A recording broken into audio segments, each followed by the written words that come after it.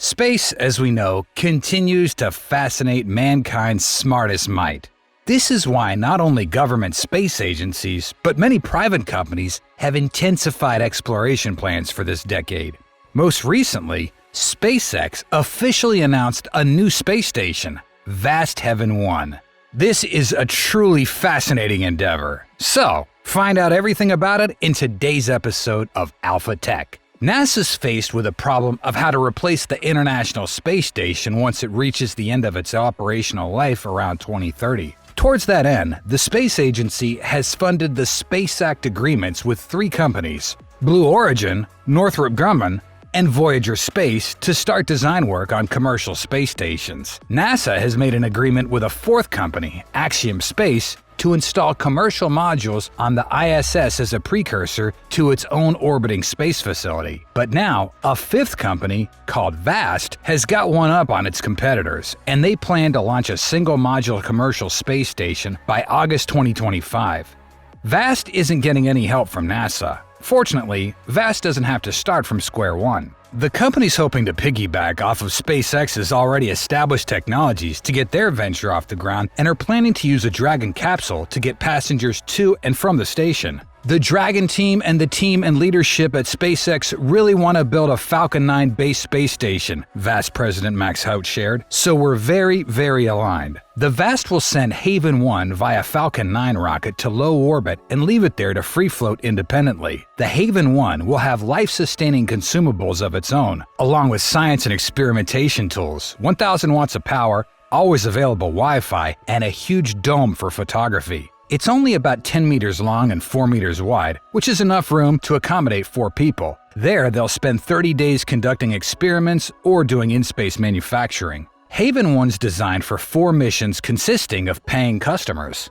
It's designed to be compatible with the SpaceX Dragon spacecraft for easy crew transport between the station and Earth. Despite its highly regulated environment, Haven 1 will prioritize the privacy of astronauts, ensuring their schedules remain confidential. After the spacecraft is sent into orbit, SpaceX will provide training to 4 members of the as-yet unnamed crew for a mission dubbed VAST 1. VAST is selling up to 4 crewed seats on the inaugural mission to Haven 1, the company said in a news release. Expected customers include domestic and international space agencies and private individuals involved in science and philanthropic projects. Well, that's fine and dandy, but the really exciting thing here is VAST's mission for the future. Their mission is to contribute to a future where billions of people are living and thriving in space.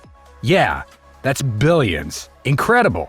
Not yet, though. After Haven 1 and other possible Falcon 9 class modules, VAST plans to launch in 2028 a larger space station module relying on SpaceX's fully reusable Starship Super Heavy lift rocket. This is an important step towards the development of a 100-meter-long spinning stick space station that provides various gravitational environments including Earth, Mars, the Moon, and asteroid gravities. The artificial gravity station will be assembled in space with 7 Starship-launched modules. The spinning stick station will accommodate up to 40 astronauts, and that's scheduled to be launched in the late 2030s. In a longer-term project, VAST aims to operate dozens of artificial gravity and zero-gravity space stations across the solar system. VAST's strength, compared to those of its competitors, is in its simplicity. Blue Origin, Northrop Grumman, Voyager Space, and Axiom want to build multi-module commercial space stations from the very start. The Russians took 10 years from 86 to 1996 to fully deploy and assemble the Mir space station. The International Space Station started its assembly in 1998, and even though the orbiting laboratory was officially done in 2011, it's still very much a work in progress. The Chinese Tiangong started their assembly in 2021 and currently consists of 3 modules, with more on the way. History suggests that assembling a multi-module commercial space station could take years. Of course, versatile launch vehicles are unavailable when the ISS was being constructed, like the Falcon 9, and that could shorten the time. At this point, you might just be wondering where VAST even came from and where they're getting all the money to do all this. VAST was founded in 2021 by Jed McCaleb. The average American probably doesn't know who McCaleb is. He was a software developer who was one of the creators of the now infamous Mt. Gox Bitcoin exchange and a founder of the crypto protocol Ripple. According to some estimates, his fortune is worth about $2.5 billion.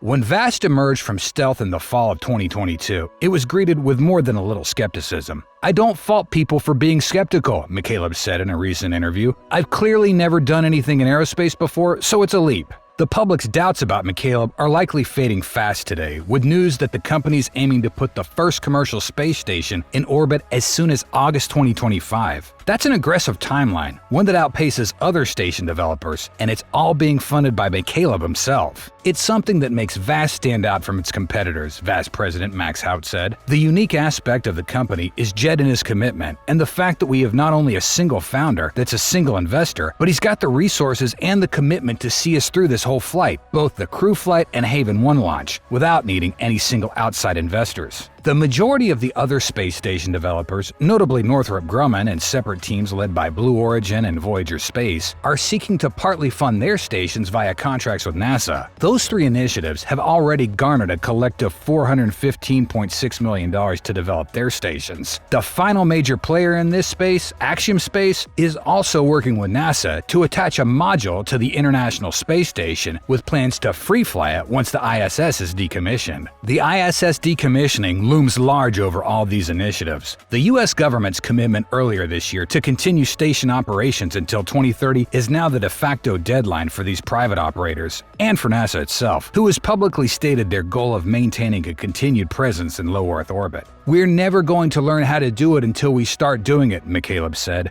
"SpaceX has shown that if you can move fast and be aggressive, that's actually a good way to achieve these really great things with hardware." If everything goes to Vast's plan, that's years before any of NASA's picks come close to coming online, and about the same time, Axiom Space will launch a module to the ISS. This would be an impressive timeline. However, everything eventually in the space industry will slip to the right. Axiom's already begun building hardware for its space station module, and we got no idea how far along Vast is in constructing their station. It actually sounds like Vast is still developing the technology it needs to complete their goals. Now, Axiom Station and Vast Haven 1 are very different kinds of space stations. Axiom's connecting to the ISS and has had to go through reviews with NASA, so there's much more work that has to be done. On the other hand, Vast seems to be working on modules that can be constructed both quickly and cheaply, so we could see them going from nothing to a flight article in months rather than years. Truth be told, it's very exciting to see the commercial space station sector heat up. Exciting times are ahead for the expansion of human civilization in space. When we hear the word vacation, the first thing that pops up in our brains is probably sunny beaches and bikinis, glittering ski slopes, outstretched highways, or theme parks, right?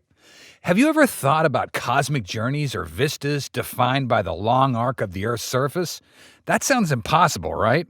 But that might be a reality before we know it. Sure, Mars or the Moon might be pretty scary for us, but what if it's just low Earth orbit? Well, SpaceX is collaborating with NASA on an integrated low Earth orbit architecture that'll provide a growing portfolio of technology with near-term Dragon evolution and concurrent Starship development. A journey into space could be the trip of a lifetime. In a significant move to foster innovation and advance the future of human spaceflight and the U.S. commercial low Earth orbit economy, NASA has announced the second Collaborations for Commercial Space Capabilities 2 initiative, or CCSC2, and is partnered with 7 American companies. When going through the proposals, NASA checked out the relevance towards achieving the agency's goals and the overall feasibility of each. Each company will be putting forth its own costs into their projects. What's interesting is that SpaceX's proposal that was selected by NASA sees the use of an integrated low Earth orbit architecture, featuring the company's super heavy-lift Starship vehicle as a focal point. This architecture includes Starship as a means of transportation and an in-space LEO destination element that's helped out by the Super Heavy booster, the Dragon spacecraft, and SpaceX's Starlink satellite internet constellation, plus other items such as crew and cargo transport and communications. Having Starship serve as a destination implies that SpaceX plans to use it as an LEO outpost, given its large internal volume and the future ability to embark on long-duration missions. Side by side, SpaceX Starships are way bigger than the ISS. Their size is similar to the external fuel tank of the retired Space Shuttle. SpaceX is so large and also so cost-effective that it could be a station itself, said Chad Anderson, founder and managing capital of Space Capital, during a session of the Financial Times Investing in Space conference that was held earlier this month. He suggested that it could disrupt business models for other commercial space stations. An example he gave was a hotel company outfitting the interior of Starship for customers. They could launch a group of people and stay however long they want with all the accommodations they want, and they could do it all for less than the cost of one seat to the space station a day. In the past, proposals for space stations were based on the external fuel tank, which would have been challenging to construct. However, the steel construction of SpaceX Starship offers ease in welding, cutting, and modifying, making the construction process much more manageable. As a result, the development of space stations becomes more feasible and cost-effective. Space radiation poses a significant challenge for astronauts in space. However, computations show that orbits below approximately 500 kilometers near the equator experience significantly low radiation levels, and that reduces the need for extensive shielding. By strategically placing a giant wheel of rotating SpaceX Starships in such an orbit, it then becomes possible to generate artificial gravity that's equal to 1 gravity. On top of that, this location would provide a safe radiation environment for the occupants. With plenty of volume available within the Starships, supplies can be stacked around the hull. This provides additional radiation protection. Even with 1-meter thick shielding, a 900 cubic meter volume would retain 90% of its interior space, offering substantial living and working areas for the astronauts. One of the remarkable advantages of SpaceX Starships is their affordability. With a price tag of approximately $2 million per Starship, a fleet of 50 Starships would only cost $1 billion.